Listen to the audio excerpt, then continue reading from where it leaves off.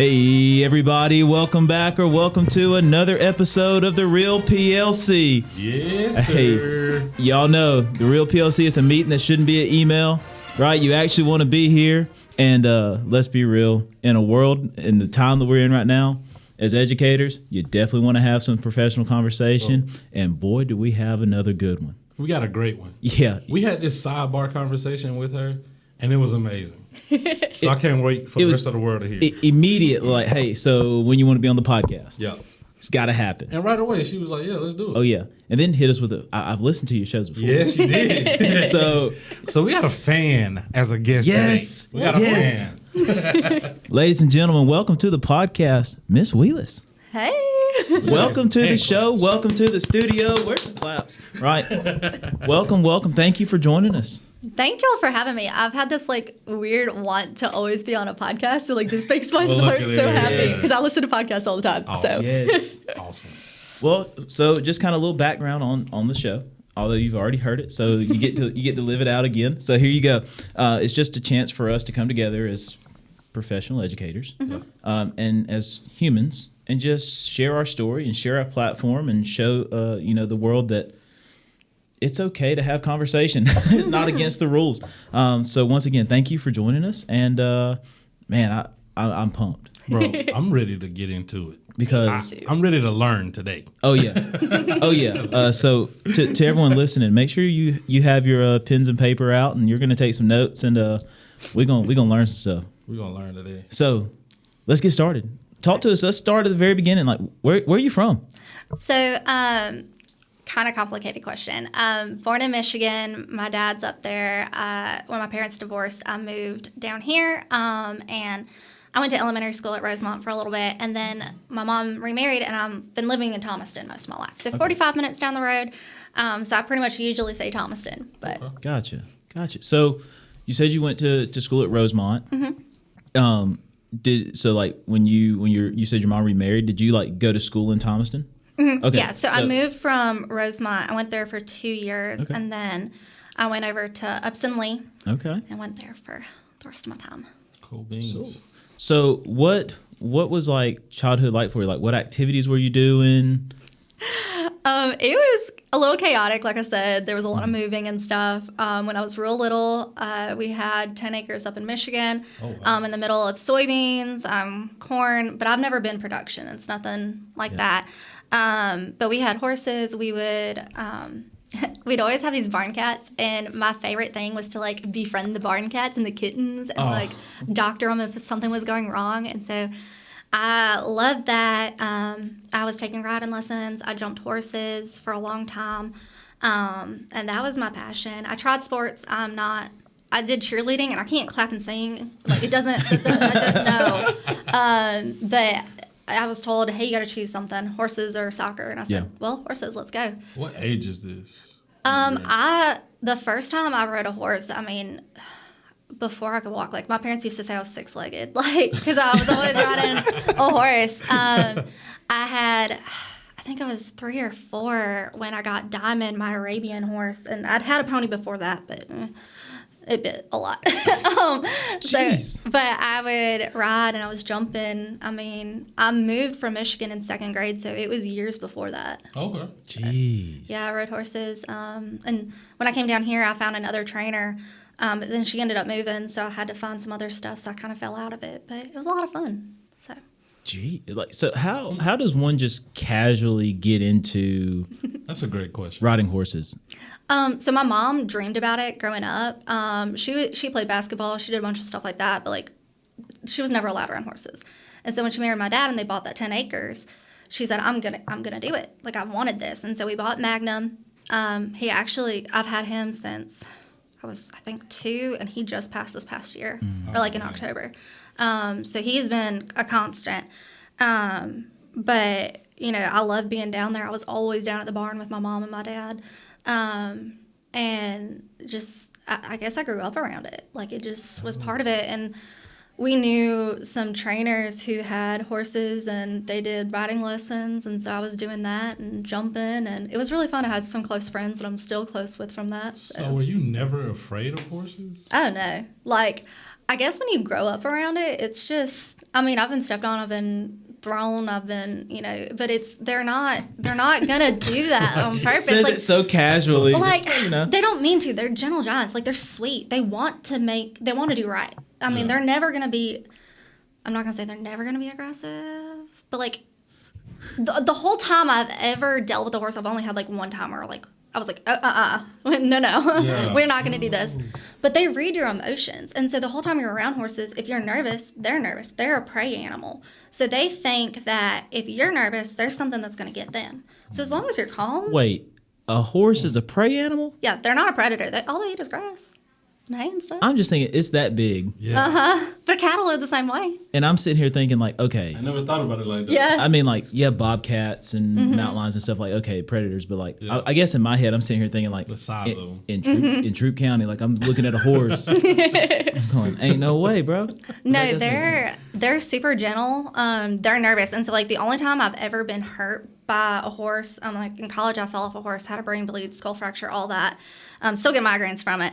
So if you ever come by my classroom and the lights are low and like I'm just sitting there, that's what happened. But it was because I got scared. You were thrown off of a horse and had a brain bleed. Yes. I wasn't wearing a helmet. I was dumb. I'm not a medical professional, but that's not good there, boss. No. And then I went and taught at a horse camp, taught little kids how to ride that summer.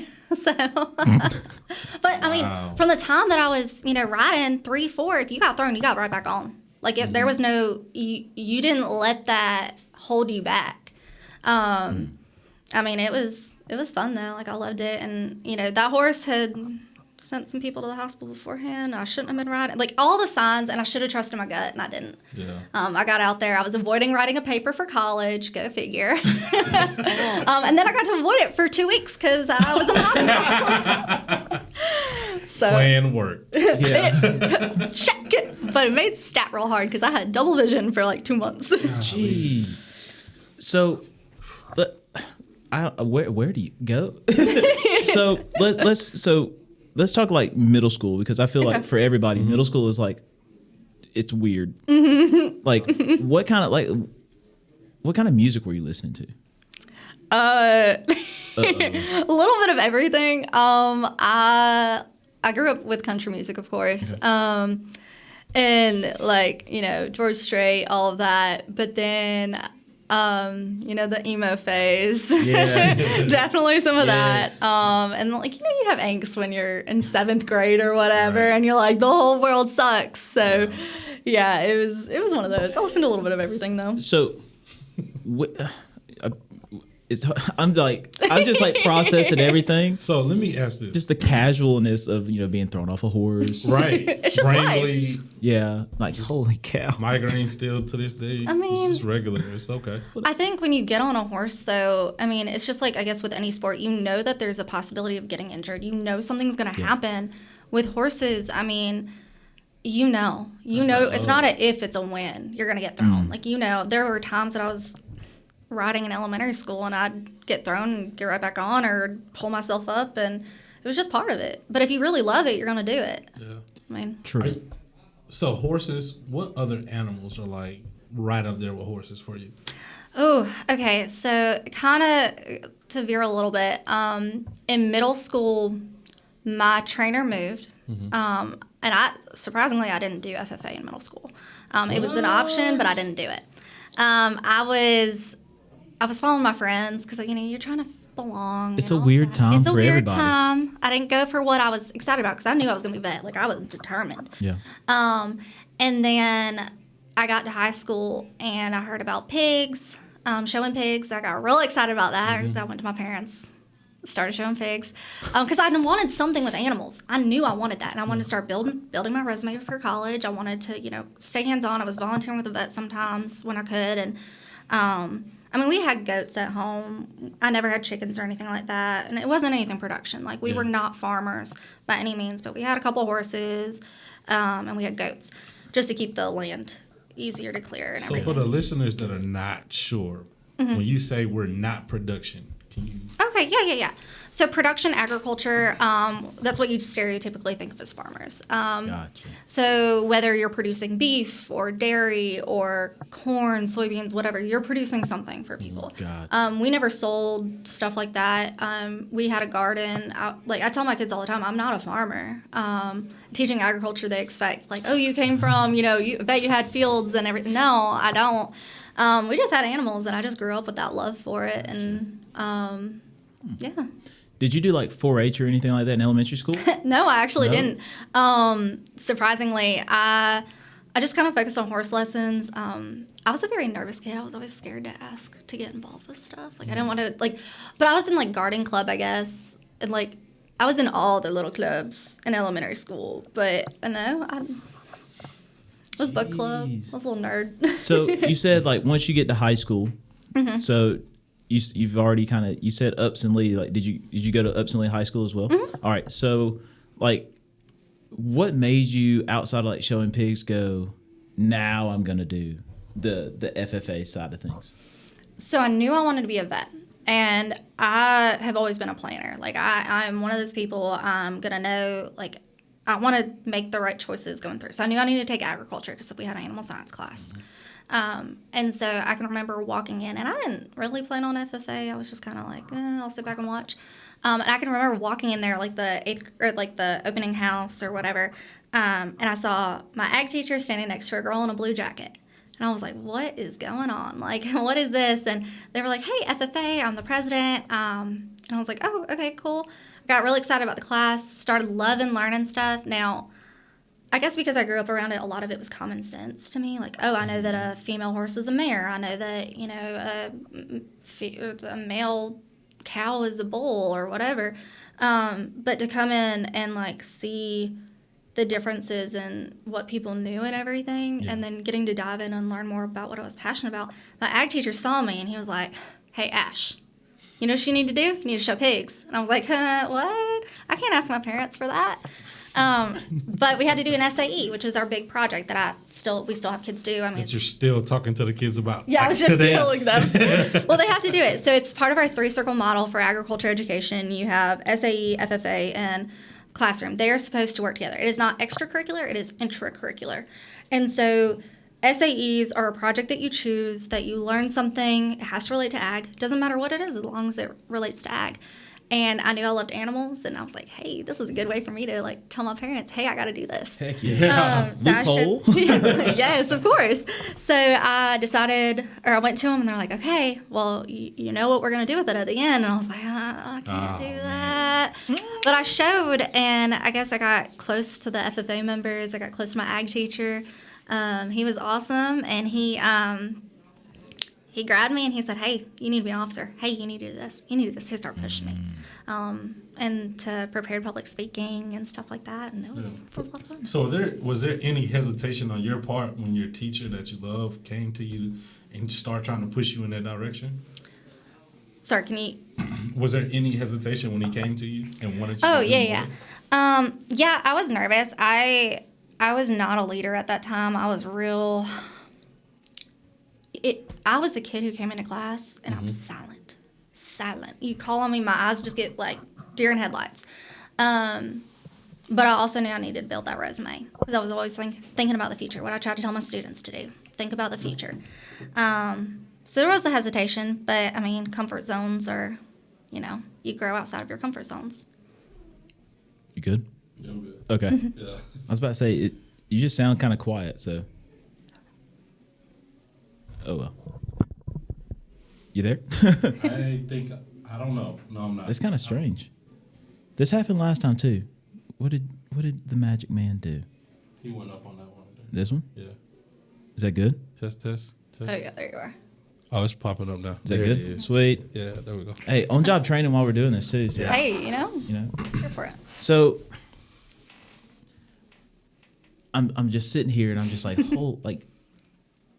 I'm kind of like enamored because like growing up where I grew up, like agriculture's everywhere, but I just never really look at it, and I'm just like, oh, cool, chicken houses. Yeah. Like in the summertime, I'm like, oh my god, chicken houses. And then like I grew up around guys that had, huge pastures, and you see the cattle, but you're just like, oh, cool, cattle, right? Like, Yeah. And just hearing like your side of it, I was like, geez, there's so much. So when you're making the decision to do the ag and the FFA and everything, you're what was like that determining factor that made you go, I want to be a vet? Well, being a vet growing up, like, my parents told me, neither of my parents went to college. Neither of my mom didn't even finish high school. She got her GED. They told me, you're going to go to college, point blank, period. You need to do this. And then my love for animals, everyone was always like, vet. And, I loved it. And I could do the gross stuff. I could, give injections. I can deal with whatever. It's fine. Sometimes I'm still doing it here at my job now. But it's just, like you do when you're around it and you've grown up that whole way. I mean, I knew I loved animals. I knew that I wanted to make the world a better place. Right. And, it's kind of it. So you got a love for animals, love for the farm and stuff. Mm-hmm. What else do you have a love for outside of agriculture as a kid growing up? I love to be out. It's outside, but not like with animals. Kayaking, Okay. hiking, stuff like that. I still love it. Like, my dream is to hike the Appalachian Trail one day. Like, that would be the coolest Take plenty thing. of pictures. Oh, yeah. No, I have a whole plan, but I think I'm going to have to do it in sections because, teacher summers are only so long. It takes 6 months, so. Well, whenever you're ready, I know a guy that has actually done it, so I can put you in contact. That'd be great. I think it's just going to be difficult with the alpha-gal syndrome, like finding food and stuff when I can't have anything from mammals. So Yo, bro. When I found out about that, I was hurt for you. wear bug spray. I've had multiple kids get it while I've been teaching them. There's a couple. DJ here, our school security officer, he just got diagnosed, and so I've been helping him through it. But yeah, I love being outside. I love I like doing crafts and stuff, but I just like being around people, like helping people, stuff like that. Community service, I don't have to like. I know some people see it as like a chore, but like I love just finding places to volunteer and like go do, and it's fun. Yeah, that's definitely who you are as a person. Aw. Since day one. No doubt. No doubt. So you get to senior year of high school. Mm-hmm. Do you have outside of being a vet, do you have a plan of where you want to go, what you want to do, or are you just going to kind of freelance and see what happens? Okay, so I'm a planner, but actually roll back a couple of years. 10th grade, I went to summer leadership camp. We call it FFA camp. And I got chosen as a cabin leader. And so I had to go sit in this meeting, and they were talking to us about, hey, ag teachers, you should consider being one, because we need people, obviously, and it's a hard job. Yeah. But they're like, you can be inside when you want to be, you can be outside when you want to be, you have this and this, they were listing all the benefits, and I realized how much I loved helping people. Yeah. And that's when everything shifted. And when I went home and told my parents I didn't want to be a vet anymore, dear God, I thought they were going to kill me. So I had made that shift, and I knew that there were 3 options for teaching ag at the time, 3 colleges in the state of Georgia, and it was UGA, ABAC, or Fort Valley State University. And I went only 3 in the state? for That is wild. specifically agriculture education, yes. There's manual colleges moving on it, but yeah, that's it right now. So I decided to go that route. I knew I wanted to go to ABAC. I'd visited there in Tifton, real small, but it's an ag school, Yep. It's got a lot of other stuff. It's got music. It's got nursing. It's one of the best nursing programs. But I knew I was going to go there.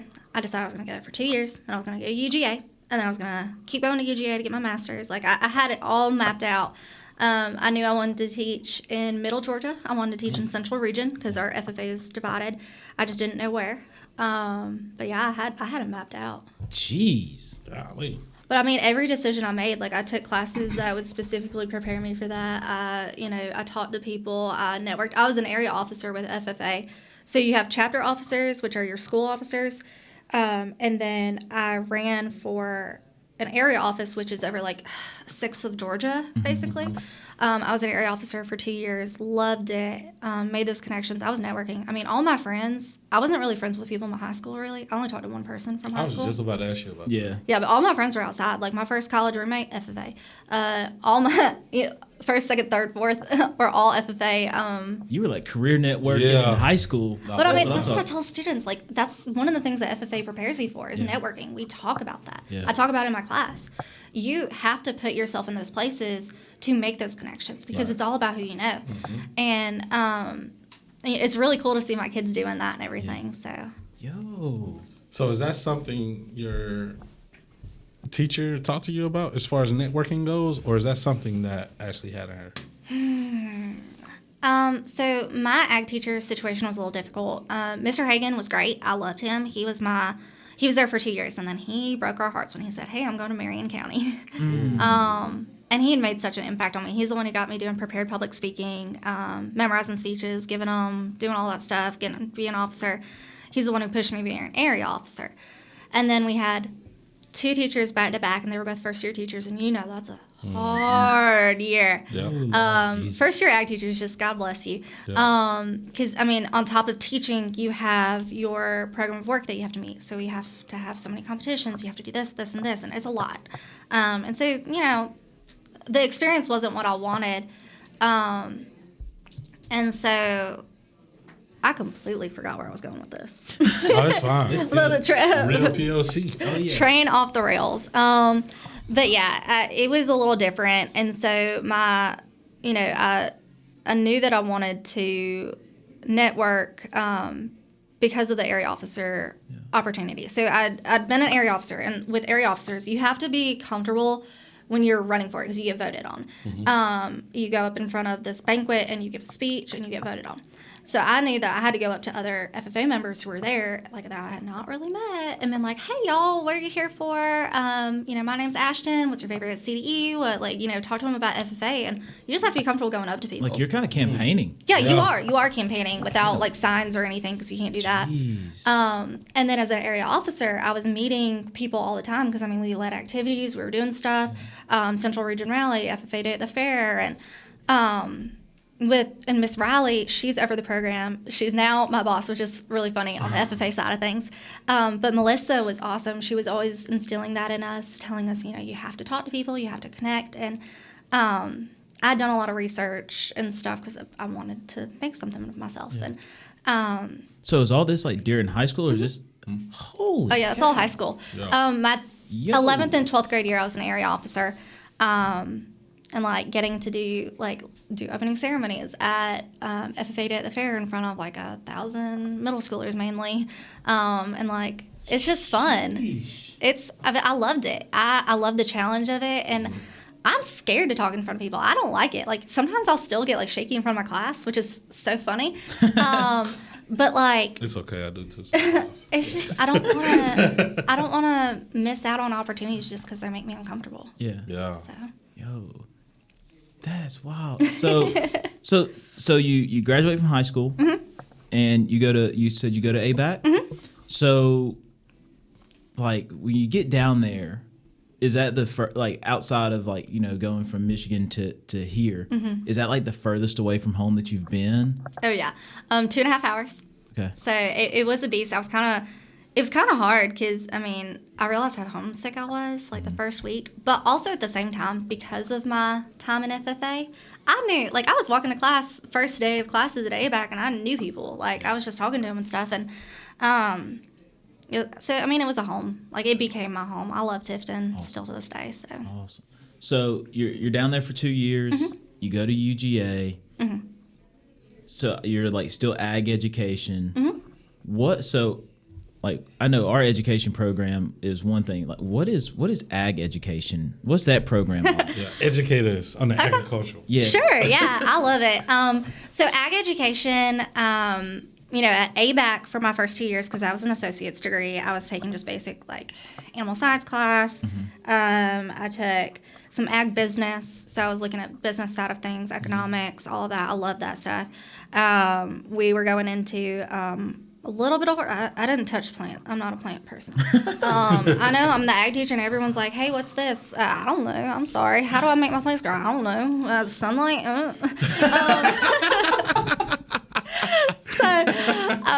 But then, so I transferred to UGA Tifton. I stayed in Tifton, which was just across the road, and it was really small. I loved it, but I knew that I could, again, make more connections.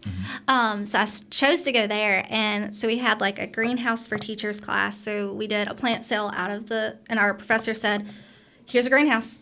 Here's your budget. Figure it out."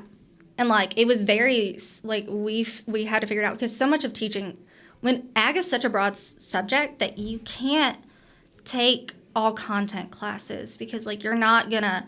I'm learning when I'm teaching. I mean, I'm having to go back and learn a lot of stuff, especially when I teach new classes like this year with vet science. And so most of my classes focused on the education side. Like the greenhouse one was a really good preparation for like figuring out stuff on the go, like, you know, because most ag places are going to have a greenhouse. But then I would take like curriculum development and stuff like that most people do, or like agri-science for ag teachers, and we would do like labs and stuff that you can take to your classroom because it is such a hands-on class. But I mean, I feel like, I don't know, I wasn't in a regular education, but I still had to take education classes like diversity and everything. But we would go and we'd teach elementary kids about ag sometimes. That's cool. Oh, it was so much fun. My sorority, actually, Sisters in Agriculture, Sigma Alpha, our thing was going to elementary schools and teaching about ag. It was so much fun. I loved our philanthropy. But, I mean, just getting in the classroom. They gave us so much time in the classroom. It was great. I mean, Jeez. I was in the classroom at least a day a week from my junior year, at least. Yo. It was great. And I got to meet so many teachers and see different methods and things because, I mean, ag is so different. You can't teach ag mechanics like you teach animal science. Like your whole demeanor, because the kids that you get are so different. Yeah. So. Well, you mentioned it. So, what to like the average Joe that's listening to this? You say ag mechanics, and I'm just like, what? Okay. So there are a ton of pathways that you can go for ag.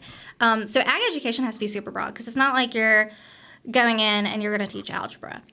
Like, if you go in as an ag teacher, you don't know where you're going to end up. You don't know what that school has. Yeah. So I had to be prepared to teach ag mechanics, which is mainly welding, small engines, and wiring. That's what actually was my pathway in high school. It wasn't animal science. It was ag mech. I love that stuff. Like, that was one of my essays was welding with my daddy. We just keep peeling back the layers. It's like, what is this?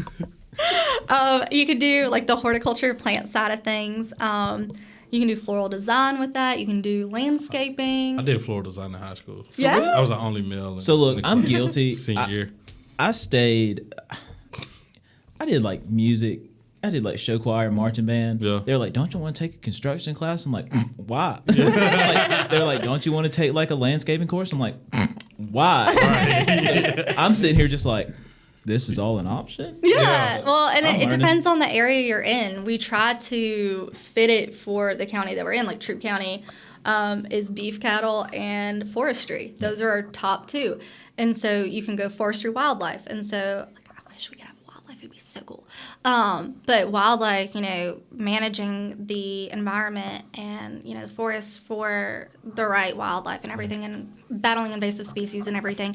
And then we have... I'm trying not to forget everything because there's so many. Food science, we have that. We have, of course, animal science, which animal science, you can go a lot of different routes. You can go production, you can go vet science, you can go small animal, all of that.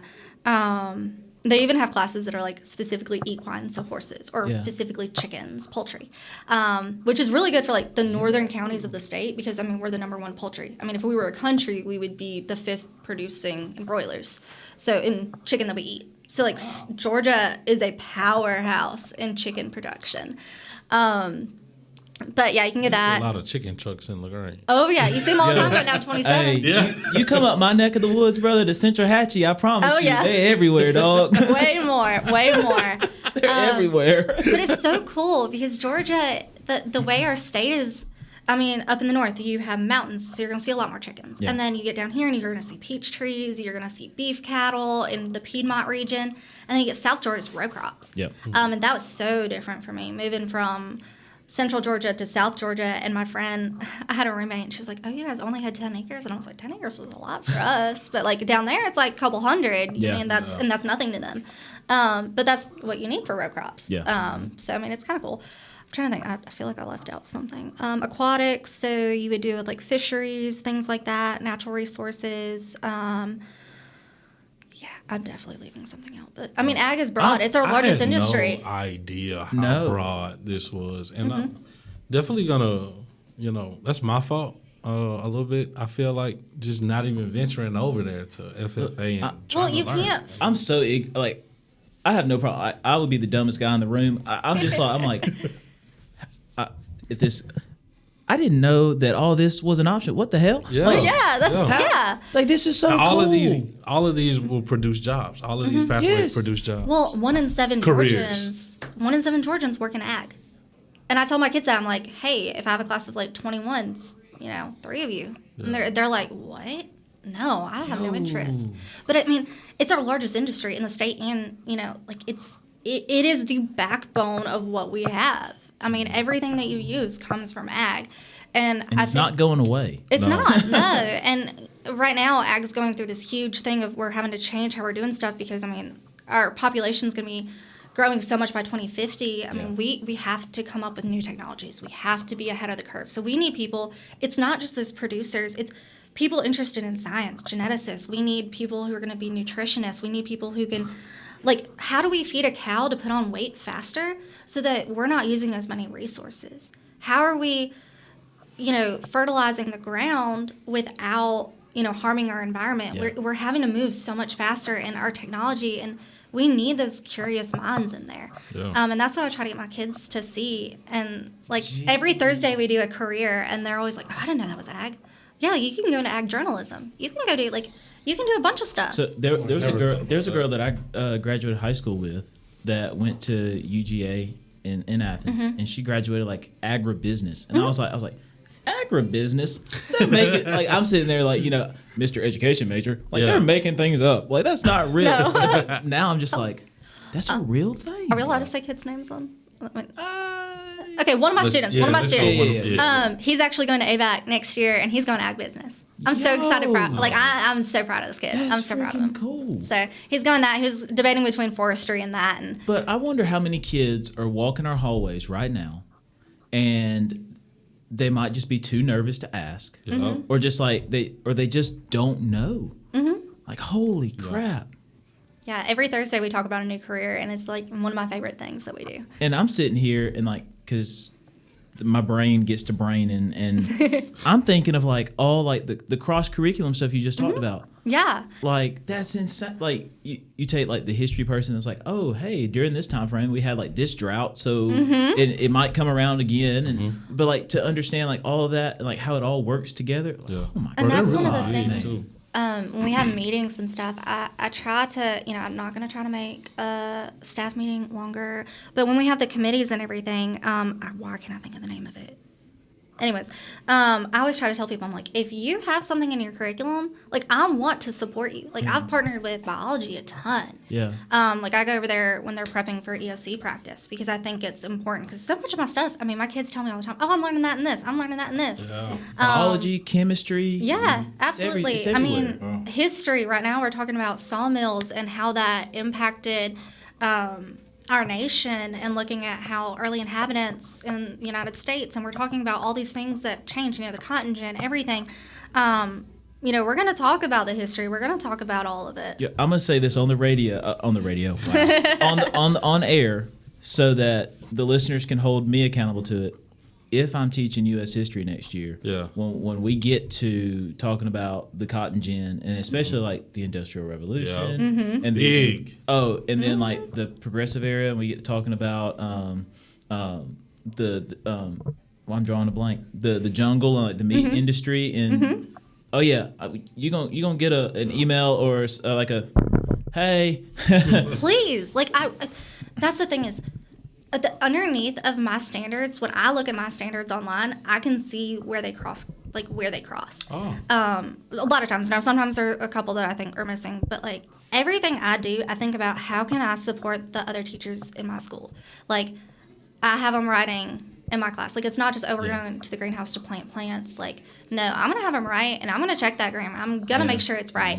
And then, talking to them about the science, and, and I tell them, like, you're probably going to learn this in biology. Hey, like, let's. That's so cool, though. Because I want to support y'all. And, kids think, I'm going to go in there and play with animals. Well, no. Like, my vet science class, I'm teaching them, basically, it's a nursing program for multiple species. I mean, we're looking at the respiratory system, we're looking at circulatory, we're looking at every little thing. And, I mean, it blows their mind. They're like, I thought this was going to be, like... Wanted to be a vet. Changes to ag education, and it's still a vet. And I feel like it. Like right now, we're partnering with the animal shelter, and we have a potbelly pig down at the barn because they didn't know what to do with them, and they've never dealt with a pig. So they called me, ag teacher, and they asked if I could offer to foster. And so now we're medicating. So my kids are going down there, putting penicillin on it. I mean, I'm teaching kids how to give injections. I'm teaching them how to. We're gonna get into suturing soon.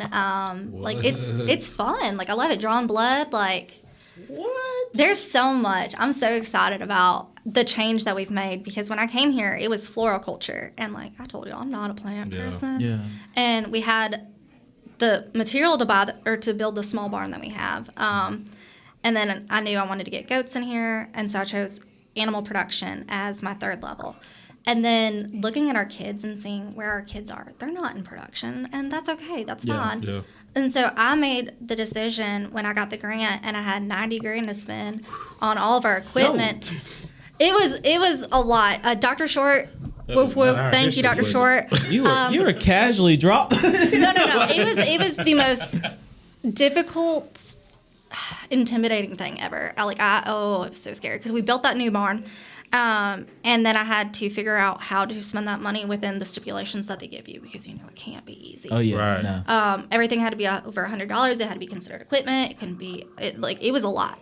Sheesh. But being able to buy things that our kids can do hands-on. I mean, I have simulators in there, giving, pig ear notches, or we do artificial insemination when we talk about the reproductive tract. We do a lot of stuff. I mean, it's awesome, but like the hands-on with the animals, like teaching them injections and like watching my kids who show pigs give injections, snaring the pig, doing those basic health checks. I mean, it's so cool to see. Dude, I went down to the barn and the kids were over there with the pigs.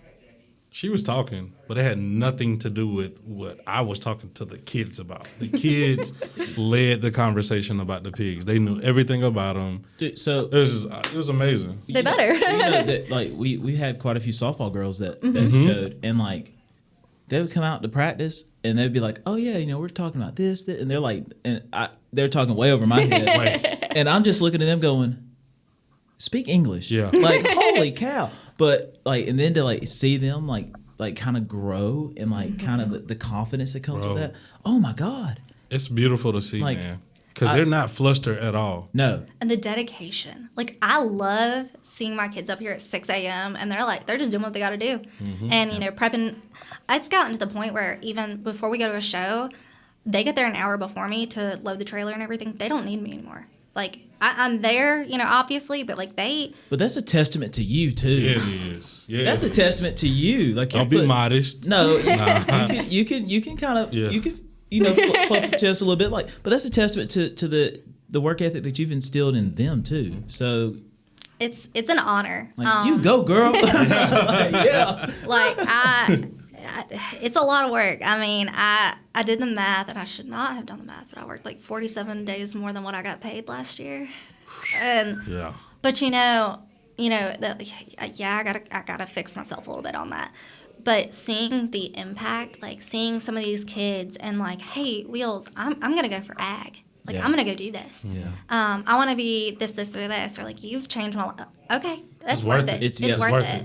I don't know how many times we've had the conversation, having that conversation, like what people forget, like we're professionals that kind of don't get treated like professionals. Amen. Yep.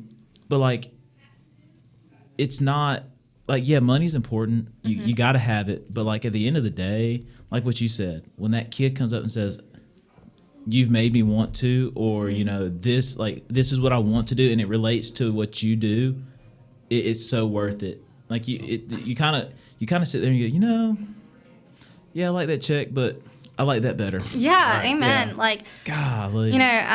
I'm about to go back to school for my doctorate to help with the money. But, I mean, also it's, I'm not signing up for it because of the money. I'm doing it because I want to be better for my kids. Yeah. And I've, my specialist was awesome with Murray State, and I've taken a lot of that and used in my classroom and everything. And so I'm going to be nosy. Yeah, go for it. So you said the associate's from ABAC. Mm-hmm. So then you get your bachelor's from UGA. Mm-hmm. Mm-hmm. Master's from UGA. I had a master's from UGA. Assistantship. So. Okay. So what was your master's still like in ag education? So it was a master's of agriculture and environmental education. Okay. And then your specialist, what agriculture education. Okay. And then your doctorate? So my doctorate's going to be P through 20 leadership with a focus on agriculture education. I know, like, not get away from it. I don't want to be admin or anything. I don't have the skills for that. I'm too scattered. Nope. But I love what I do, and You don't seem scattered to me. No, God not bless. at No. all. Come look at my classroom. Look at my desk. It's and like I mix up dates and stuff. Well, you're responsible for not only humans but animals on this campus as well. Yeah, so it's a little crazy. It's a little different for you. Yeah, it's a lot, and like I don't know. I don't want to like sound like I'm complaining because I'm not, but like being in charge of the greenhouse, 2 barns, trying to keep the trails nice. A lot of times I try to do that. And then all the competitions that we do year round and everything. Yeah. Like it's a lot, and I'm tired a lot of times. Rocking and rolling. My house is a disaster zone. My husband probably wants to kill me. I haven't vacuumed in way too long, but like I'm tired when I get home. But I love it. Like, I love being here, and it's so funny. This whole year I haven't really been burnt out or anything, which normally by now I'm like done. Yeah. But the past 2 weeks, man, I need spring break. Yeah. Yes, Lord. Yeah. Yes, Lord. I definitely woke up this morning thinking it was Friday. Oh, no. Dude, that's the worst. I thought it was Wednesday. It hurt. Oh. It was a win. No. These negative thoughts in here, man. Wednesday. No, I had a day like a month or so ago. I woke up and I was like, oh, I'm so glad it's Friday. And then turned on Channel 2 and old Fred Blankenship was like, y'all have a thankful Thursday. And I was like, no, Fred, no. I love you so much. And you ruined it. Don't do that. No. Oh, man. So, just curious question.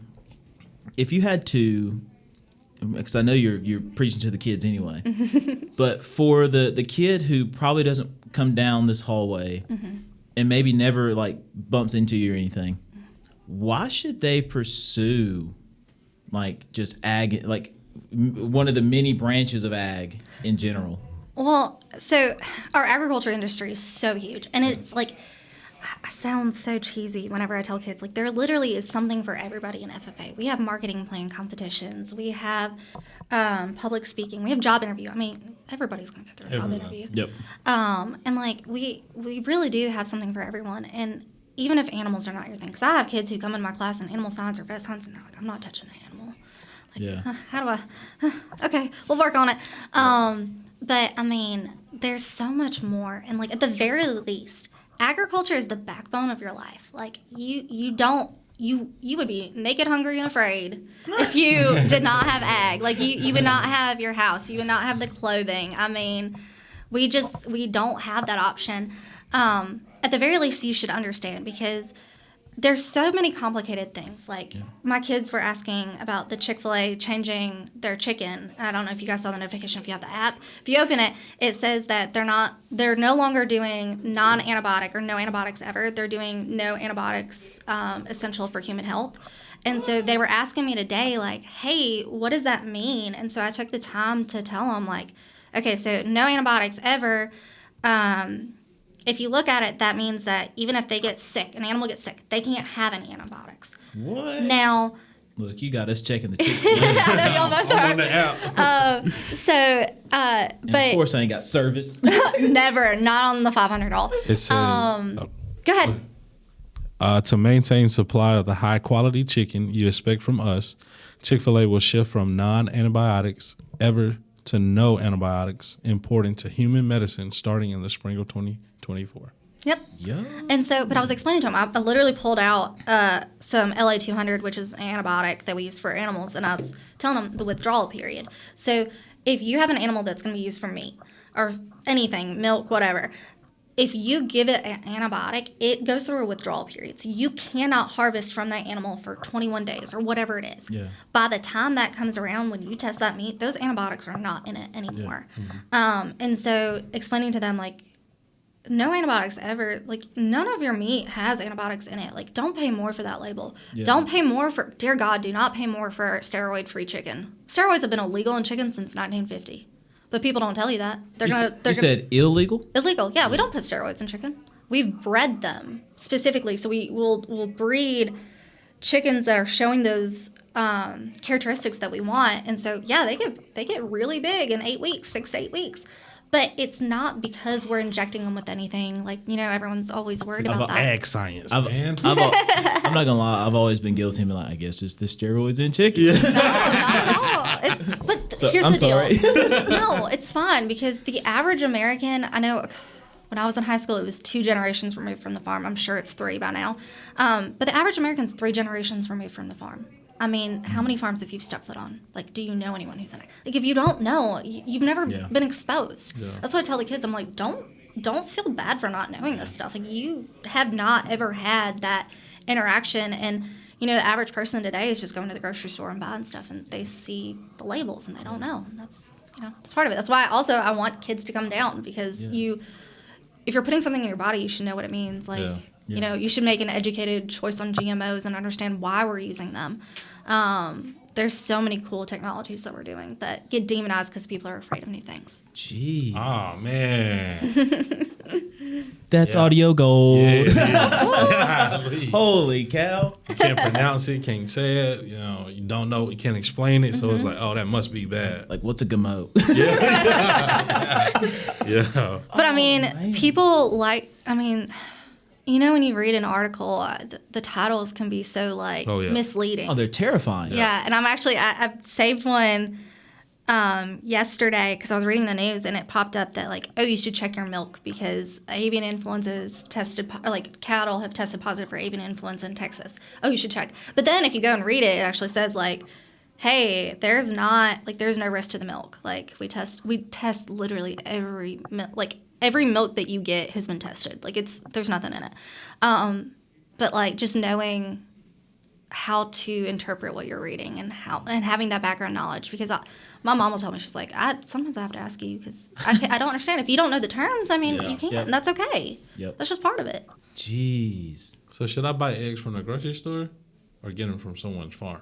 Either are okay. I love farm fresh eggs. Now, you know, with eggs, when they're laid, and I sometimes give them away here, there's what's called bloom on it. So when I give the eggs, they're always like, oh, I have to go refrigerate them. As long as you don't wash them, you don't have to fridge. You don't have to put them in the fridge. They're safe. They're safe from any bacteria because of that bloom, that film on it. And so I'll give farm fresh eggs, and, like, I keep eggs on my counter at home but now you can't do that with your eggs from the grocery store. Yeah. Now, when you're buying eggs, you're supposed to go to someone who has a candling license, and they can check and make sure that there's no meat spots or anything. Yeah. You put it up to a bright light, you can see inside the egg pretty much. Kids told me that. I remember that. I remember that from 4-H. Yeah, we did poultry evaluation, and my kids competed in that this year, and they were so excited. They love candling. Yeah. And so I'm never going to say don't trust what's in the grocery store, but I will say I love supporting local. Like Farrell Blair on our Board of Education, he's awesome. He's got beef, local beef. Shelby Waldrop, she is the ag teacher over at Troop High, and they've got a beef and dairy farm. We have so much here that you can buy local. It sounds like to me like in the motto of Troop County Schools, a place for every kid. sounds like it needs to be, have you talked about ag? It's like Literally. It's like you ever seen How I Met Your Mother? It'd be like, have you met Ted? It's like, have you met ag? Like, there's your place for every kid. So many Holy avenues cow. out of that. But I love, and here's the thing. I get kids who come in my class and they'll tell me like, I don't like this. Like I don't have any interest. I don't want to. And like, but they're also, told, hey, you don't need that to graduate, or like you need to focus on math or whatever. And so I have kids who come in and they're not, but like you can see them pick up like little parts of those conversations, like labeling or whatever. And they're like, huh. But then most of the time, I mean, I'm not afraid to say my class is not for everybody. I'm not for everybody. I know I annoy a lot of kids coming in. Good morning. They hate me when I do that. But I'm so glad we have options here, like to be able, see them across the hall and here in the AV room, or going down to Miss Mapp's class, or HVAC. I get a lot of those crossover kids. HVAC is a great program, and a lot of it will cross into the ag mechanics that I talked about, and so it's so cool. But I love seeing the kids find stuff. Yo, I say it a million times, and I tell the kids all the time. I get so excited walking out this hallway because it's just so. You just feel the opportunity. How do you not feel it here? You never felt that walking into Tell the kids algebra that sometimes. No. Yeah, I love it. And I mean, if I didn't teach ag, I'd probably teach science, and like the hours would be a lot better. But I can't. I can't leave it. I love it. Yeah. So. Jeez. Thank you. Yes. Thank you. Yes. Thank you. No, it's Awesome. it's a pleasure. So. But so when we were having our little sidebar, when we were like, hey, we got to get you on the podcast. Yeah. We had mentioned, how cool would it be if like we had like the landscaping portion of it, and like, I wonder. We're just gonna put it on the podcast, so because we know the powers that be listen. They do. They told us. We've been told that. We've had two pretty powerful members of the central office in here. Yeah. The man and the chairman. Right. Look at y'all go. I'm just gonna throw that out there. Like Yeah. I don't know any other podcast that's doing that. No. Is that what the kids call shade? Anyway. Often, often imitated, never duplicated. Anyway, but like, I wonder how we could get, not to add any more to your plate. No, you're good. But like, I wonder, like, that would be so cool. Because, one of the things that we hear all the time is like getting kids to take pride in the school and whatnot. And like seeing the kids when they talk about, I'm thinking about like my softball players that are like, oh yeah, my pig. Yep. And they're so excited to talk. Like, and I'm sitting here going like, yeah, I love pork chops too. Yeah. Well, that's what most of them ended up being. I don't know if you've heard Caitlin. Dear God, poor girl. Oh, sorry. No. It's all good. But like I hear them like talk about like the pride they have in their animals, and the pride they have in like their like showing, and how can we get every kid to have that pride? And like, I know we've talked about like, you got kids on campus that are like, man, I love to cut grass. Yep. Well, hey bud, Come on down. I'm gonna introduce you to the guy that runs the real mower, and he's gonna show you how he cuts the freaking baseball, softball, soccer field. Like, Hey, that's an SAE. I've been trying to get kids to do that. see, that'd be so Like, cool. if you're interested in sports and you're in my class and you're like, and I'm like, why don't you go talk to, Yeah. go down there, go help them. Yeah. That's an SAE. Go do it. Go. I'm telling you right now. What does SAE stand for? Supervised agricultural experience. Okay. So it's the only homework I give, but they have to get 15 hours outside of school time. Doing it. Doing it related to ag. They have to get 10 skills, 10 pictures, 2 hours of community service on top of that. So we're gonna find a way to create, Cavaliers field crew. Yes. Oh my God, let's do it. It could be like the Atlanta Braves. Yeah. Hey, can you go out there and put some turfis down for us? That'd be real nice. Yeah. Like, we need the. Can you spray it down for us so Spread it's it nice and and rake it soft? off. That'd be Yeah. great. Like, I that'd would be love. Cool. So there's a lot of schools that have multiple ag teachers, and I wish we could have another one for forestry and wildlife, because these kids would eat it up. Some of these, you're learning how to score deer? Let's go. Like the amount of kids that we have here that hunt fish. And, Oh, man. dude, it's insane. And there's so many options in conservation. Like, my husband went to ABAC for a little bit for wildlife, and like, hearing what he learned, I get so excited. And I get the kids excited about invasive species. And we're on forestry right now, and they are loving it. I'm so excited to take them out after spring break. We're going to go outside and, do some stuff. But if we could do that, then, big dreams. I would love to make that greenhouse a native plant nursery. And so, because we have such an issue, I was teaching about privet hedge, which is so invasive, and it's everywhere, and everyone's allergic to it, I swear.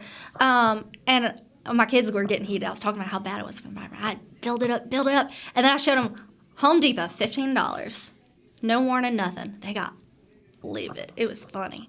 But, if we could do something like that to help our environment, and, if we got that forestry and natural resources or wildlife or whatever, the kids, and then replace the Bradford pears we have out here. Let's replace those. Those are so bad for the environment. Yes. Those things, And I shared a thing. They smell like fish. awful. They smell awful. What's a Bradford pear?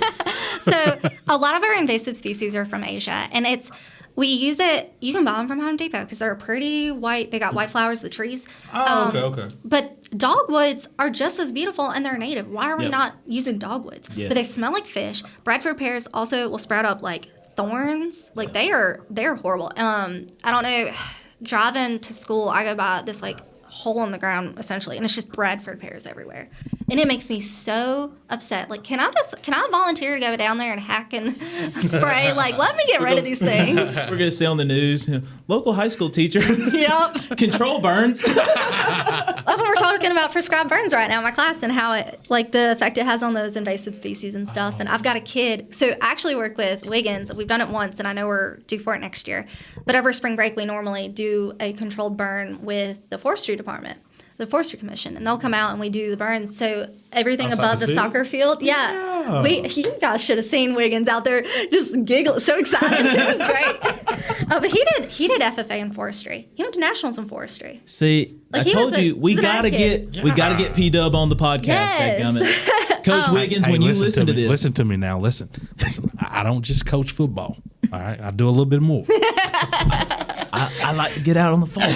Yes. Oh man. But I would love to have that program, another teacher, and then because I can only do so much. I'm one person. So y'all are directly involved in the burns here on campus. Mm-hmm. Yeah, and I usually can get kids to come out here for it. So I have one kid, I'm working with him right now.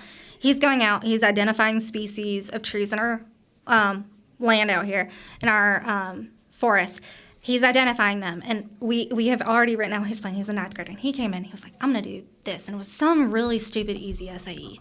And I was like, no, you can do better. We're going to do better. Mm-hmm. And so we mapped it out. And so he's going to work with Wiggins on burns. I haven't even talked to Wiggins yet, so don't.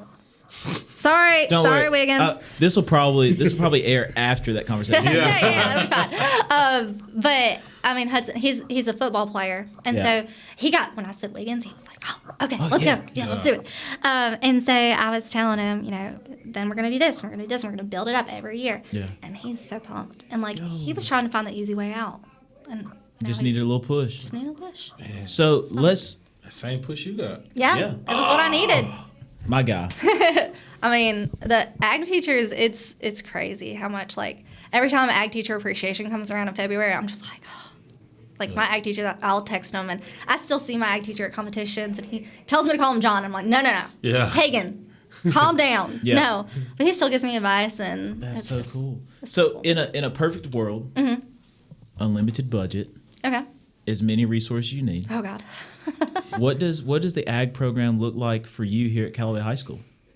Because you kind of hinted at it a little bit, but I know that you said you're a planner, so I know you probably had this crazy big picture. When I got the job, I made a 5-year, 10-year plan.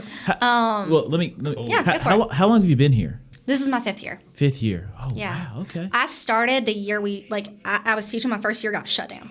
Yo. For COVID. So that was interesting. But it was kind of nice because all the mistakes I made were gone.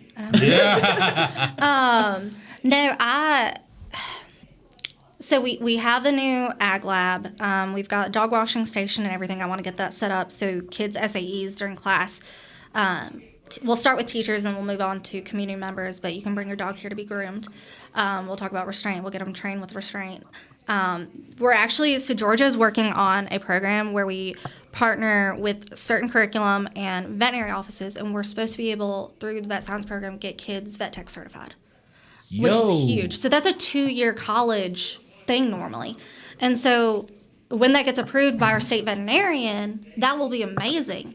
Granted, the kids have to get like 100 hours with the vet between 9th and 12th grade year. You gotta volunteer, and we gotta make those decisions. All I'm hearing is opportunity. That's 25 hours a year. Yeah. Spend that on TikTok. For real. Yes. So I want to get that going. Our barn is mainly for pigs. I think I'm trying to find the balance because, again, time. I'm one person, but we have an amazing middle school teacher. Look, in a perfect world, I mean, this is your dream scenario. So our middle school teacher is helping me. I've got a girl on the softball team who wants to do cattle. Yep, we talked about that one. Okay, we need to talk about that too. So she's been helping. So I would love to have cattle. I can't do sheep because of my alpha gal. Dealing with the lanolin and the wool, I react really bad. Oh, no. But we've got some people who are interested in showing goats. So I would love that. If we had another ag teacher, they could take a couple species. I'll stick with pigs. Give me my pigs. I love my pigs. I like bacon too. Yeah, right. But I can't have it anymore. It's so hard being an ag teacher with alpha gal. Oh. So that would be one of my things. Get rid of my alpha gal. Yeah. Perfect world. Perfect world. Step one. And then I would love to have a forestry wildlife person. And so we'd be a 2-teacher program. I know we're a small school. I don't need 3. I'm happy with 2. I love that we have an amazing middle school program, but like a lot of the stuff I dreamed about, because when I got here, they told me that we have about 100 acres. What's your plan? And I was like, oh, okay, let's talk about it. And so I said, I want to get this forest going. I want to get this going. Like, I would love if we had a forestry teacher. We would get a learning tree stand-in, get that going, and to be able to. So much of this has already happened. Like, it's been really cool to see. That is wild. But yeah, 2 ag teachers is my big ask. Man. That's like my big thing, because we actually had to come up with proposals in my specialist program, and it was so hard to come up with like what I wanted, and it was that was well the and a 12-month contract would be cool, because I'm 11-month right now, but I worked 47 days more than I needed to. So because I have to come take care of the animals. Powers that be that are listening and that will listen.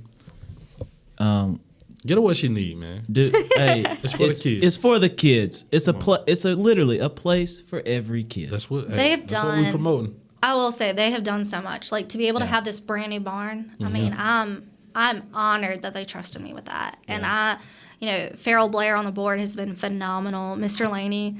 It was so funny because when I interviewed here with Mr. Laney and Dr. Short, it was. He told me about how he visited this program in Nashville, downtown Nashville, Tennessee, McGavick FFA. Amazing program, vet science program. He said, I want a place like that. They had dogs running down the hallway. He said, I want my program to be like that. I'd be so happy if dogs were running down the hallway. I bring Cooper sometimes when it's like related to the lesson. Cooper's the big dog, right? No. Oh. He's my beagle little mix thing. No, I'm not bringing my Great Dane or my Pity. That would not end well. I was walking down the hallway. It was like a PLD or something. And I turned and looked down here. I was like, let's go. Back to the Aspen's a big baby. Yeah, that's what they always say. Now, Piper, I saw massive body. That's fair. But I mean, some livestock in the building. Right. It was so funny though, because he was talking about this program in Nashville, and I was so honored. Or I was so excited because I'd actually toured that. My professor had taken us there through Nashville on the way to National Convention in Indianapolis. We got to go tour that program. I was like, how small of a world. Like, the principal of the school is telling me about this program that he wants us to look like. And this is the school that I went to, and I geeked out over it. Right. Like, that was such a, alignment moment. And I knew when I got here, I knew. Well, so when we had Mr. Brandon Brooks on, chairman of the board, right? We were talking about the days of you've got to go to college, you have to go to college, like those are gone. Yeah, and absolutely. And really between the STEM, whatever the acronym is, and now CTAE, you're starting to see that big push back into the trades, because you're always going to need it. Yeah. Somebody has to do it, man. Someone's got to do it. You know, Yeah. and I've told numerous kids the world needs 9-to-5ers. The world needs the ones that are up before the sun and they're done when the moon's out. Like the world needs those people, and it's okay because you're always going to have something going on. And that's the thing is like, my daddy is a lineman. And I mean, I grew up watching him travel. I mean, first into Katrina and everything. And he makes more money than I ever will. And that's okay. Like, you know, he's working hard. But he's got a 4-day work week. I mean, long days, but I mean, 4 days, and then he's got 3 days off. And I always tell kids, and, you know, I've got connections with a couple of different educational programs that will pay, like companies that will pay for you to go to school as long as you work for them. You know, whether that's diesel mechanics or welding or whatever. And so I tell kids, I'm like, if you show me you can do what I'm asking in my classroom, like my daddy said, I'll hire whoever you tell me. But like I tell him, I'm like, I will not recommend you unless you are, like I'm not going to just recommend someone. But trades are so important. Yeah. But you have to be willing to do physical labor because that's what most of them are. But I try to share about that with my kids. Like welding is the coolest thing to me. Like I love it. Well, you in our little sidebar conversation, you casually dropped that like FFA pretty much solidified you for college. Yeah, absolutely. You know, I was more active than the average member, of course, being an area officer and running for state and everything. And but because I made those connections and because of everything I was involved in, I filled out scholarships. I didn't pay a dime for school. I mean, it was my master's. I paid a little bit of my master's just because but I had the assistantship, so you know. But I mean, I don't have any student loans. Shoot. Not any. I got some my first semester because my mom was like, I just want you to be careful. She didn't want me to work my first semester. Yeah. And so I didn't, which I took out student loans to live off of. I paid that off my first year teaching. I was done. I wanted it gone. Yeah. I mean, it was, I think, like $7,000 or something. And I didn't even really need it because I had the scholarships. But here's the thing. Ag is such a awesome industry. And if you're going in it, we know we need more agriculturalists. Yep. We are going to support those. And so we are going to give money to those who are pursuing that. Like, we need large animal vets, not small animal vets. We need someone who's going to go work on that cow or that horse or whatever. Yeah. There's a lot out there. You just got to be willing. Sheesh. I always found it quite interesting to see people work on animals. Because animals don't talk. So they have their own language. They have their own, I mean, animal behavior we talk about in my class. And so I'll assign the kids to move an animal from one place to another. And I'm like, what does that mean? What does that ear twitch mean? Like, it's just part of it. You when you're around them enough, you can read it, you know. Gotcha. So it's like, you just school me. It's like Criminal Minds for animals. Like, I mean, now, you know, you don't always know what's wrong, and you don't know, like, if they're in pain. But if you know the animal well enough and you know they're laying down, they're not eating like they normally do, they're not, you pick up on stuff. I mean, I'm like sitting here going, I kind of wish I could go back to high school and at least give it, like, you know, a semester. Just come sit in my class sometimes. I might have to during like planning one day. I've done it.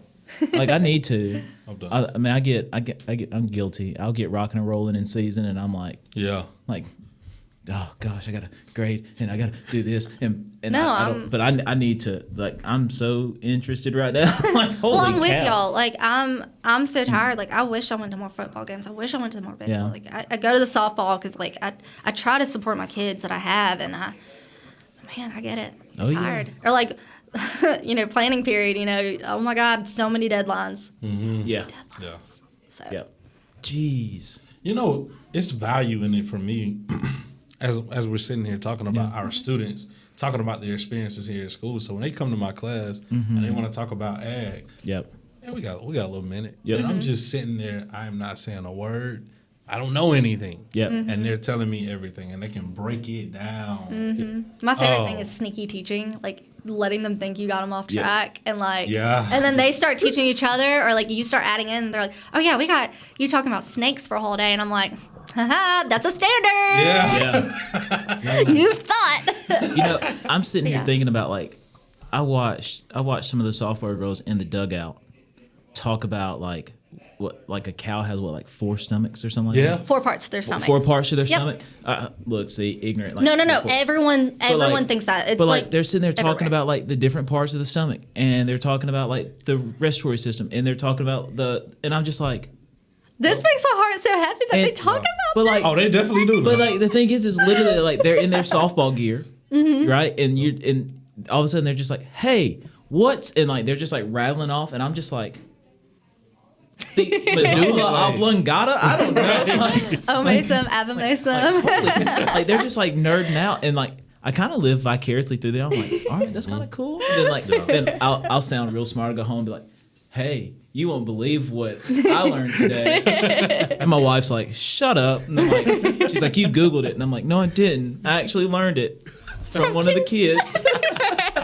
But kids teach you so much. They do. Yes. You just got to listen. Oh, Yeah. it's Just so gotta much be fun. willing to I listen. love sometimes I'll just sit back and listen when they're talking about stuff, and they'll start talking about something. Like, hey, what's that? Hey, tell me more. Yep. And they're like, why are you listening to me? Yep. Sorry, I'm not trying to be creepy, but I'm curious. Honestly, Yeah. it gives us an opportunity to teach them how to be a student. Yeah. And engaging in conversations, being inquisitive about it. Oh my gosh, I have some of the most inquisitive students right now, and like they'll ask deeper questions, and sometimes like, hey, let's Google because I don't know. Yeah. Yep. But like I'm learning with you, and it's so much fun. I love it because I love learning. Like I don't ever want to stop learning. Right. And part of the reason I'm going for more degrees, but I don't know. I don't know how not to be a student. Yeah. Yeah. Yo, I will honestly say, doing this whole podcast was kind of like we talked about it. We didn't know how big of an impact this is going to have. And I don't know, and like for like our guests and for like the listeners, I don't know if they truly get like what they want out of it, and I hope they do. But God, the amount of stuff that I've learned, Man. and like the amount of stuff that like just sitting here and getting to like geek out and like nerd out with you, I'm just like this is so much fun. Like, and I'm gonna go on a tangent. This is what PLCs are supposed to be like. We're supposed to be learning from each other, not being told what to do, how to do, when to do, and if I get trouble for this, cancel me, whatever. But like, Cancel the real PLC, man. but like, thank you. It's teachers like you that and I know we have a ton of them in our building. In some way, somehow, we're gonna find a way to get them and like and talk to them. But like when you can tell that you're real and that you're genuine, and kids recognize real and genuine. Yep. They know that, and they will run through brick walls for real and genuine. And when I talk to kids that are in your class, and I've talked to you about it too. When I talk to kids that have had you, like they'll remember you forever, just because you're real, you're genuine, and you're just doing what you love. Yeah. And so thank you, and to the teachers at Callaway High School that and we like that are just like, thank y'all for just being real and genuine, and we're gonna find a way to sit down and talk with you. Like, it's gonna happen. Well, and thank y'all for doing this, because we get told all the time in Ag Ed at our conferences and things that we go to, and they're like, the conversations you have outside of the workshops or whatever, those are the ones that you learn in. Yeah. Those are the most impactful. And I can honestly say, like, listening to these, like, eye-opening, and, getting to learn about different things, and, realizing that you have things in common with other teachers that you maybe don't see because they're not on your hall or anything, and it's awesome, and it brings, I think, that community a lot better. Yeah. Brings it together. So I'm really excited. I'm jealous I didn't think of the idea first. So, Reed, you don't know this, and our listeners don't know this, but we started parking lot duty together when she first got here. So we've been rocking since she got here. Yeah, he was one of the first people that made me feel like, okay, I'm not crazy for being like stressed out, or like, like you were so real with me, and you didn't sugarcoat, you didn't make it seem like, oh no, like everything's perfect. Like, you were real with me, and I appreciated that, and that's what I needed as a baby teacher. Yeah. So Yeah. Man. So, got a few little fun questions. Okay, and since you're an avid listener, you already know the fun questions. But it's still fun to ask. So, you get a time machine, and you get to go back in time, and you can spend a full day with anyone, past, present, doesn't matter. Who would it be, and why? I was thinking about it this morning. 'Cause I was listening. I know he's going to ask me that, and he's going to ask me. I would actually go back and talk to my German teacher who, so like a lot of times when you talk to ag teachers, they always talk about their ag teachers and how they impacted them. My German teacher, Mr. Argos, he made such a big impact. He passed away when I was in school. I took German. I knew Spanish would be more useful, but it was one of those moments where I was like, I need to have him. He taught my stepdad. He taught the whole community. I still remember the Haus of Gabenlied, which is a poem. It's the homework song. But he loved, and he loved hard. And he had these kids. If you were a favorite, now you can't get away with some of the stuff he got away with. But he'd like give you a hug and like pinch the crap out of your cheek as you left every single kid as you were walking out of that classroom. He would give me and my little group like the nice like Reese's eggs, like because we were the favorites, and like. You acted dumb, he was going to throw something at you. He did a lot of stuff that probably would get him fired now that I can't say on the podcast. But he was such a loving person. And, like, he would ask me about ag, and he called me FIFA girl because of FFA. And but there was one time we had this assignment, and it was to write a children's book. And I'd had this weird dream, and I have some weird dreams. But he literally was like, "You are on drugs, go stand in the corner." He made me stand in the corner for a whole day, like facing the wall. Like, what? But he was so loving. And I can remember when they came in, I knew he was having some health issues. And so I was sitting in first period. I had him second period. And they came in and said, "Hey," they told the class, "Argraves said had a heart attack." And so we had to go into the classroom, and it was the hardest day. They shut the whole school down. This man, like, he knew every kid. He said hey to every kid in the hallway. And but he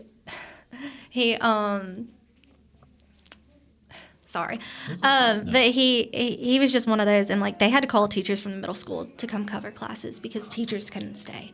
They literally came over the intercom and said, "If you knew Argraves, it will not be held against you. You can leave." His funeral was in the football stadium, and there was no more seats. Like he had made such an impact on the community.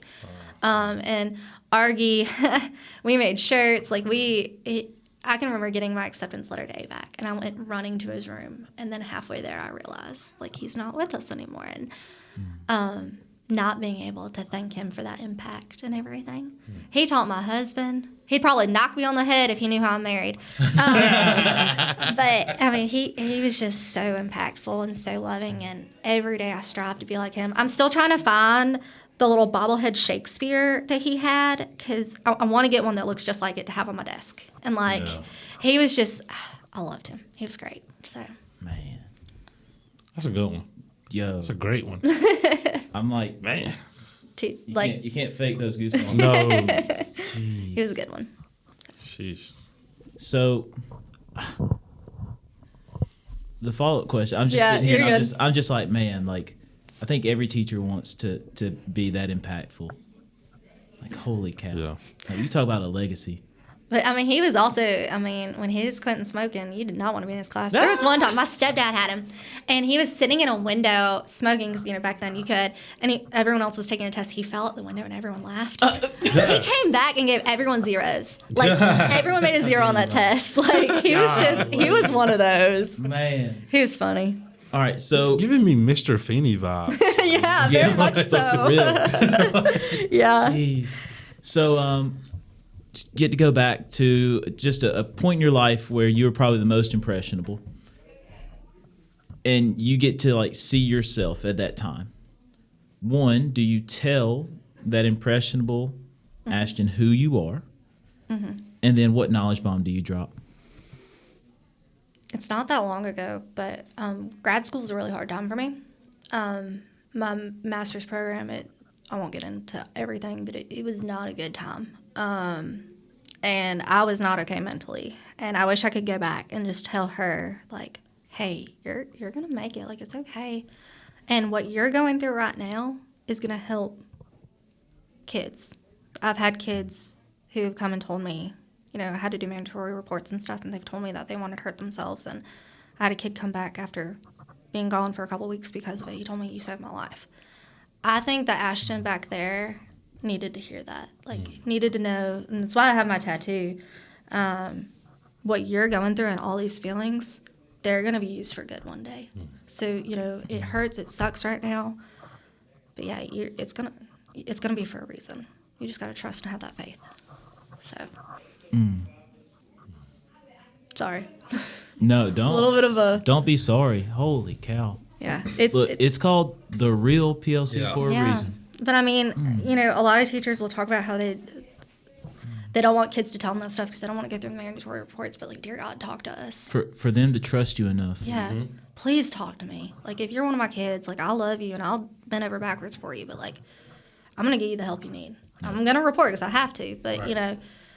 we're gonna get it handled and it's gonna be okay and you're gonna get through this. So. Thank you again. Yes. Holy cow, thank you. For real. Jeez. So, wrap up question right here, because we're using planning time and Miss Graham was gracious enough to let you bring your kids over so we could do this, and so you decide you're done, retired. What kind of legacy does Ashton Wheeles want to leave? So one of my startups for my kids is legacy. Last year our theme for FFA was legacy, and what do you want to leave behind? I want everyone to know that they're loved.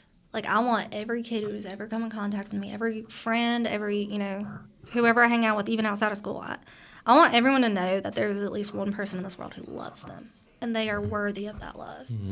I love it.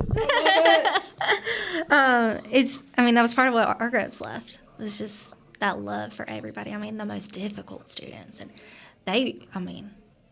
everyone that loved him. They'd wake up he had a project, and if he failed it, he would meet with you at 5 a.m. You had to come at 5 a.m. or he was not going to let you make it up again. And he had the kids who did not care. He had them there at 5 a.m. I strive every day but you knew because he was willing to do that, he loved you. Yeah. And I strive every day to just show the kids that love. So, and there are days we don't feel like it. And there are days we're tired, can't wait for 3:20. Yep. Well, 4:30 for extended day people. Yeah. Jeez. But well, I can tell you this from the kids that I interact with that have you. There's no doubt they feel love and they reciprocate that love by how they talk and the actions that they have. they're and, sweet pies. Without a doubt. And Callaway High School is definitely, like, I don't know if they realize how blessed they are to have someone like you in their building. And I know that me and Jay Will are on different hallways, but I'm going to add him to this because I know he's the same way. If there's anything we can do, Oh, for sure. you Thank y'all. better not hesitate. Sure. Better not hesitate. Hey, you already covered my morning duties when I was Hey. gone. That was huge. Well, I That's can't- the big thing. I can't say anything because God knows I requested a lot. No, I don't mind. We're here. We are a community and we are a family. We say we're a Cavalier family. We should be supporting each other and loving on each other. So, You go ahead. Preach. I mean, we can't do it by ourselves. Right. Yep. So, and people like y'all make it so much easier. So, thank y'all for sharing this stuff. Well, Ms. Willis, thank you yes, for coming on. Yes, thank you. thank y'all. And Thank you for your I'm sorry, go ahead. No, rock and roll. thank you for your energy, your Yes. kindness, your Yes. consideration, Yes. your love, Yes, Lord. your passion for what you do and these students, and also the animals here. Yes. It's a big deal. You still talking about the students? I'm kidding. And some of them, Lord help. The animals that live in the barn. I got some animals in the classroom, too, literally and figuratively. But no, your story Yeah. is amazing, and I felt the love throughout the Yeah. entire story. Yeah. Thanks. Yeah. All the way up until when you were just telling your kids, like, I've been not hear anything. She better not tell me anything that y'all have done. Like, you still feel the love in it. Yeah. Well, they know. And if I'm gonna redirect you, it's because I love you. Right. Yep. Like, if I give up on, like, I'm not gonna give up on you, but like, if I were to give up on you and not say anything to you, That's when you should be with yeah, Yeah. I'm gonna be hard on you. Yep. My favorite kids, they know. Not favorite. I'm not supposed to have favorites, but the kids who are most active and like No. know. Look, here's the favorite loophole, and I'm gonna expose every teacher secret right here. 'Cause- Uh-oh. So, Here we go. how long have you been teaching? 7. You said 5. 5. All right, I'm at 7. So we all have favorites, and it normally falls in this category right here. Are you respectful? Are you? The Venn diagram. Well, I look at it this way. It's like, are you respectful to me? Are you respectful to your peers? And like, how long did it take me to learn your name? Like if it took me like 3-4 weeks to learn your name, because you probably don't talk a lot and you just like yes sir, no sir, yes ma'am, no ma'am, and you're like that to your classmates. Yeah, it might take me a little bit longer to learn your name and learn who you are, but you're one of my favorites. Yup. And then like if you're that kid that comes in day one and you're like, and I'm like, yep, I like the energy, and you're still yes sir, no sir, yes ma'am, no ma'am, and you're a favorite. And if I say, hey, sit down and do your work, and you're like, all right, yeah, I got you, coach. You're a favorite. You know, I tell my kids, everybody has an opportunity to be my favorite. Oh yeah, Everybody. Oh yeah. But will you be in that number? Yeah, I'm an equal opportunity. This does not discriminate, y'all. Well, Everyone's got a I shot. have a little Venn diagram I draw on the board, and it's like, are you, and I saw this on TikTok, so it's not my idea, and I can't remember who it was, but it was like, are you respectful? And then is it like, are you hardworking? And then are you like fun? And like each of those little pieces that cross over would have, like, if you were respectful and fun, but like you didn't really do your work, you were cool, but like, you're not my favorite. Because in the middle, you got to have all three to be my favorite. And then like if you were, you did your work and you were respectful, you were good, or you know, like, and I tell them, I'm like, you figure out where you land on this. Might have to. I need that. Might have to ask for that. One. I'll need that. I'll send it. Yeah. I draw it on the board and I tell them all the time when they ask me, I'm like, figure it out. Are you my favorite? Figure it out. You decide. Well, look. Thank you for being vulnerable enough and humble enough to come in and sit down with us and share your story and your passion. And godly, like I'm sitting here and I'm like, hey kid, have you ever?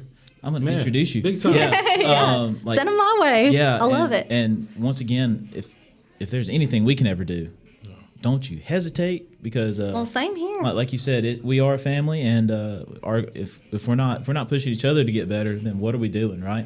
They jamming out. They playing. We are a family. I love that. Look at them go. So once again, thank you for coming on. Thank you for just being real with us and genuine and true. And man, I think we've only issued about 3 of these, but you gotta. Anytime you want to come in and sit down and chat with us, you're more than welcome to. Oh, I'm here for it. I love it. Oh, yeah. I can talk. I talk a little too much sometimes. Oh, no, you're golden. You're good here. Coach, you got anything? I'm great, man. Go Cavs. Go Cavs. Ladies and gentlemen, thank you for tuning in to The Real PLC. Make sure to sign the sheet on your way out, and when we come around to your rooms, we better be seeing an implementation. Peace.